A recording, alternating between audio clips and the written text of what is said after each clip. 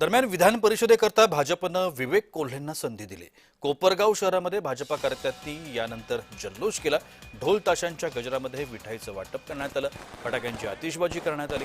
विधानसभा निवडणुकीमध्ये थांबण्याचा निर्णय घेतल्यानंतर पक्षाने दिलेला शब्द पाळल्याची भावना व्यक्त करत कार्यकर्त्यांनी जोरदार घोषणाबाजी केली। यावेळी छत्रपती शिवाजी महाराज, डॉक्टर बाबासाहेब आंबेडकर आणि लोकशाहीर अण्णाभाऊ साठे स्मारक या ठिकाणी पुष्पहार अर्पण करून अभिवादन देखील करण्यात आलं।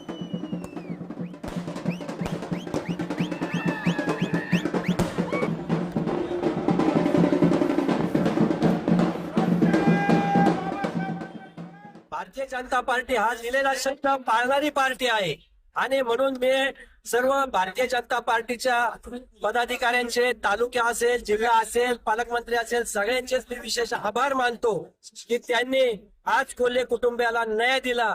त्याबद्दल सर्व नागरिकांच्या वतीने मी त्यांचे आभार मानतो आणि पुन्हा एकदा विवेक भैया कोल्हे यांना भावी वाटचाली सर्व नागरिकांच्या आणि सर्व भारतीय जनता पार्टी, शिवसेना या सर्व आरपीआय यांच्या वतीने मी त्यांच्या भावी वाटचालीस खूप खूप शुभेच्छा देतो। 2024 ला कोल्हे घराण्यातली व्यक्ती या निवडणूक विधानसभेच्या निवडणूक मैदानात नव्हती। ते फक्त त्याग माननीय विवेक भैया कोल्हे यांनी भारतीय जनता पक्षासाठी केलेला त्याग होता।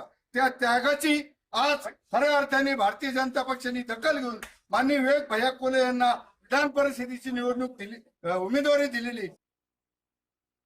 आज खऱ्या अर्थानं या कोपरगाव तालुक्याच्या जनतेचा अतिशय मनापासून आनंदाचा दिवस आहे, कारण गेले 7-8 महिन्यापासून आपल्या तालुक्याचं जे खंबीर नेतृत्व आहे आदरणीय विवेक भैया कोल्हे प्रतिष्ठित होते, परंतु खऱ्या अर्थानं भारतीय जनता पार्टीच्या सर्व वरिष्ठांनी त्यांच्या कार्याची दखल घेतली आणि सगळ्यात महत्वाचं जो काम करतो त्याला न्याय मिळतो।